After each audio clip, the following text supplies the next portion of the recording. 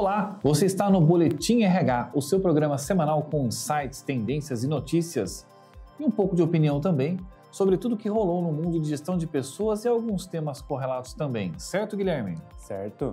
Pois muito que bem, estou aqui com a pauta. Vamos ver o que rolou essa semana. Foi uma semana interessante, Guilherme?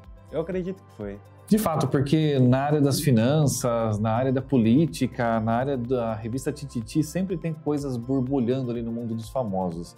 Quem disse que o RH também não tem notícias interessantes? Pois vamos ver o que a nossa equipe separou para as nossas notícias e para sua atualização. Começamos com polêmica, né? Parece que a inteligência artificial está chegando e o seu emprego vai acabar, hein? Pois bem, e logicamente que a inteligência artificial tem que ocupar a pauta do nosso programa, né? A inteligência artificial está em todas as áreas. E nessa semana nós estamos comentando aqui uma notícia que saiu no portal da Startse sobre a superinteligência, não é só inteligência, é a superinteligência artificial, baseado em um artigo publicado pelo pessoal do Vale do Silício. Inteligência artificial e Vale do Silício estão sempre andando de mãos dadas, onde, Guilherme, o pessoal fez uma projeção semi-apocalíptica, eu acho. Nossa, que drama. Você tem medo de inteligência artificial? Eu não. Você acha que seu emprego está com os dias contados para ela? Eu espero que sim.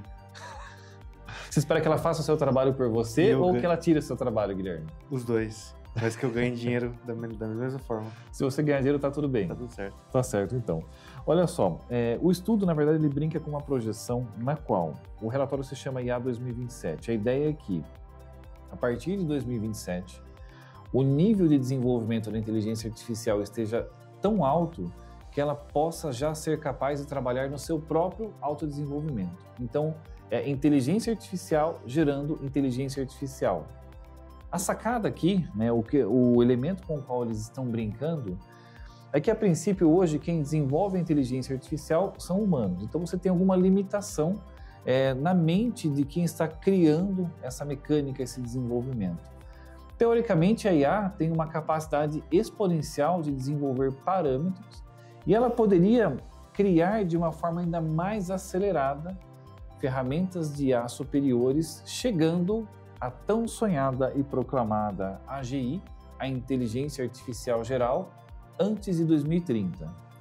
E essa AGI poderia ter aplicações bélicas, militares, bastante complicadas, ocupar o mercado de trabalho de uma forma maciça e tudo aquilo que nós já estamos acostumados quando nós realizamos profecias com inteligência artificial.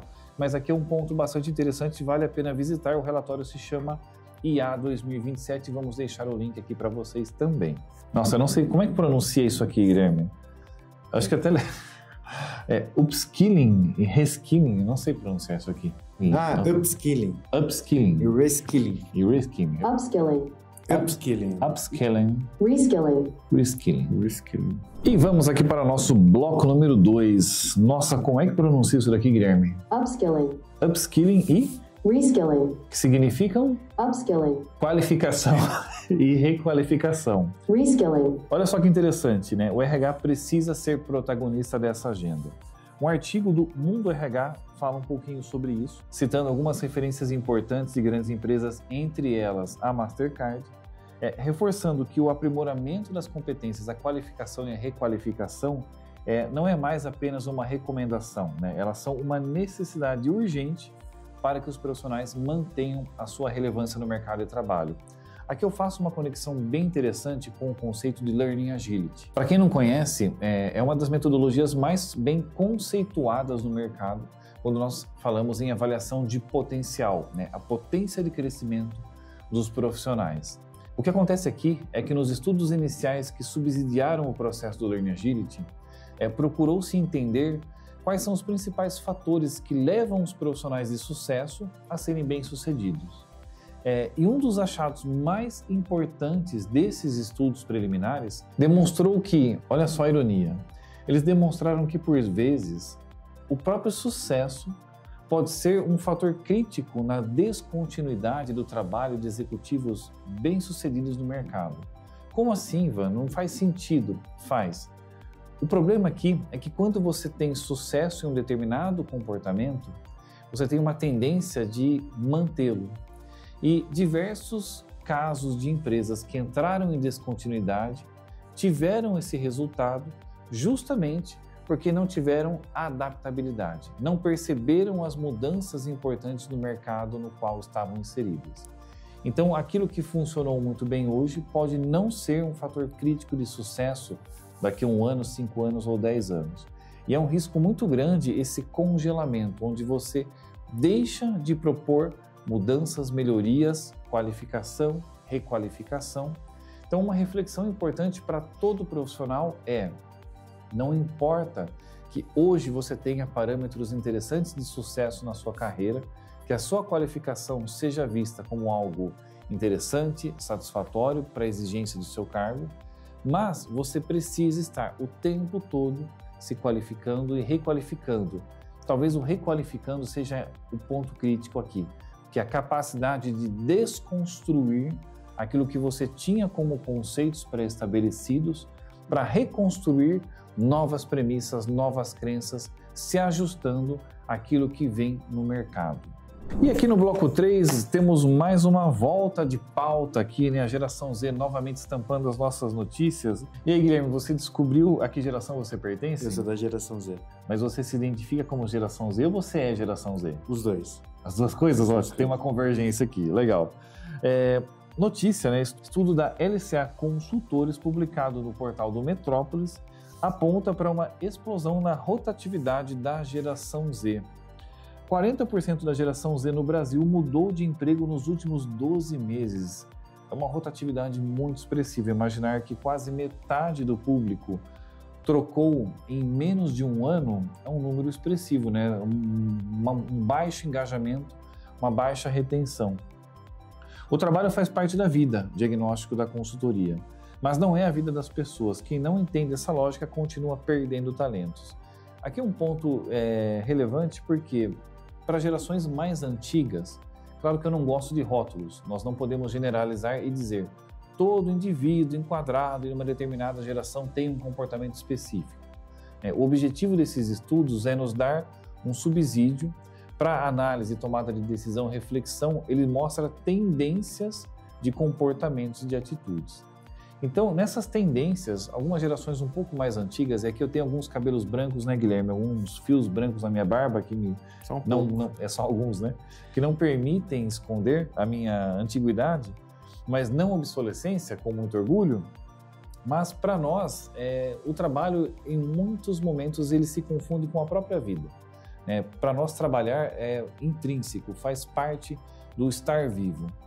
Mas nós temos observado alguns padrões comportamentais diferentes em gerações mais recentes, por essa visão mais separada um pouco, né? O trabalho ele é algo que me ajuda na minha vida, mas não é o ponto principal da minha vida. Não estou fazendo juízo de valor, dizendo se isso é certo ou errado, é apenas algo que pede a nossa reflexão, o nosso entendimento. Mas um ponto que se choca também ainda na questão geracional, né, como um fator de atrito apontado no estudo, é justamente a questão do formato de trabalho. Isso, principalmente pós-pandemia, Covid, ficou muito latente. A questão trabalho presencial, híbrido, remoto.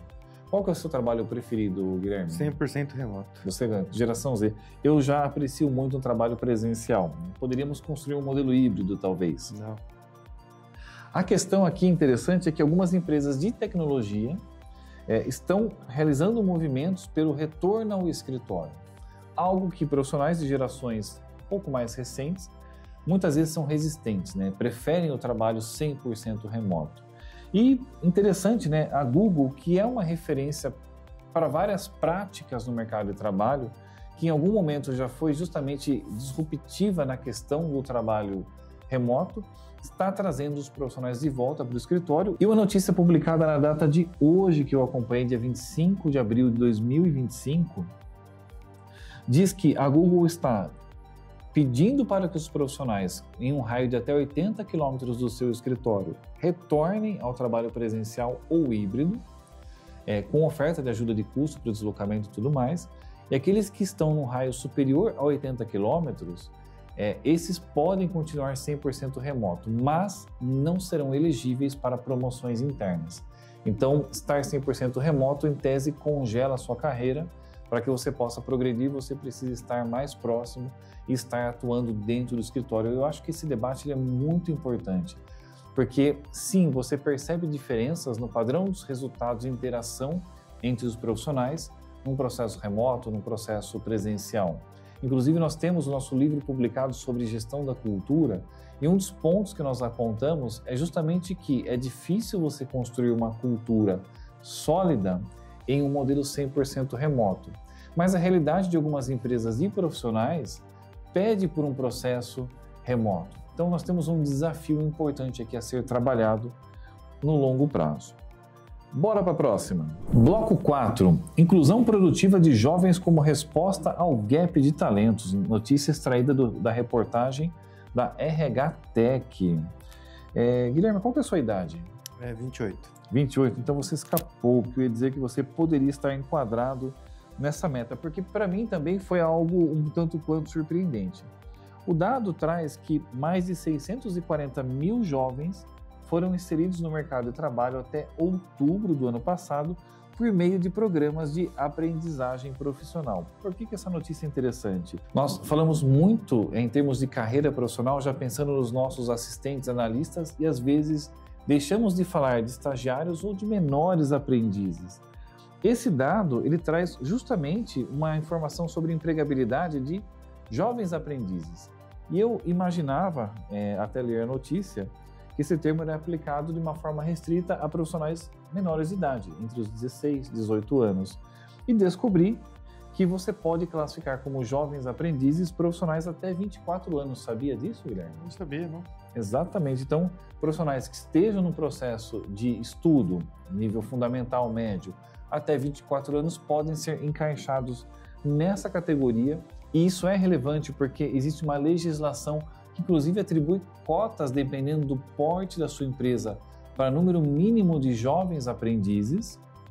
E nós estamos vendo aqui um aumento de 12% em relação ao ano anterior neste volume de contratação desses jovens. E aqui eles não estão sendo contratados simplesmente como uma forma de cumprir a cota estabelecida. Na verdade, dentro do cenário que nós temos colocado nos últimos boletins, onde nós percebemos queda de engajamento, alta rotatividade de alguns perfis profissionais, a inserção deste público pode ser uma alternativa interessante para oxigenar o processo de captação de novos talentos. Afinal de contas, um talento não é alguém que já vem com a formação técnica completa. Um talento é alguém que tem um perfil comportamental, de energia, de atitude diferenciado. E isso você pode identificar muitas vezes desde perfis bastante jovens e que ainda não tiveram sua primeira oportunidade. Cultura organizacional, o alicerce para a retenção de resultados. Um estudo da Gartner, que é uma consultoria bastante conceituada na área de cultura, aponta que 57% dos líderes de RH afirmam que os gestores das suas empresas não reforçam a cultura no dia a dia. É um número bastante preocupante, uma vez que nós sabemos que a cultura é decisiva na construção de engajamento, engajamento é decisivo na construção de produtividade, produtividade é decisiva na construção de resultados, resultados são decisivos para a sobrevivência das empresas. Observe que nessa rede de causa e consequência que nós montamos aqui, fica evidente que cultura é fundamental para a sobrevivência de toda a instituição. E sendo tão importante, nós não podemos ter quase 60% dos gestores de RH percebendo que a liderança das suas organizações não reforça a cultura. 97% dos C-levels da área de RH desejam modificar aspectos da cultura de suas organizações, praticamente todo mundo. Empresas com cultura forte têm 22% mais lucratividade e 27% mais capacidade de liderar mudanças, aqui acrescentando um dado da Deloitte. Então, não tem por onde fugir. Cultura é algo crítico para o negócio e as instituições, por mais que nós estejamos falando de forma recorrente, ainda não estão abordando da forma correta esse tema. Nós precisamos fortalecer não só a cultura, precisamos fortalecer as bases que constroem cultura dentro das organizações. Fica a dica aqui discreta do nosso livro Entender e Gerir a Cultura, publicado pela Perfix Consultoria. coloca o link aí para a gente, pessoal do marketing. E isso encerra o nosso boletim dessa semana. Espero que você esteja mais atualizado e preparado para começar a sua jornada a partir das nossas informações. Obrigado e até o próximo.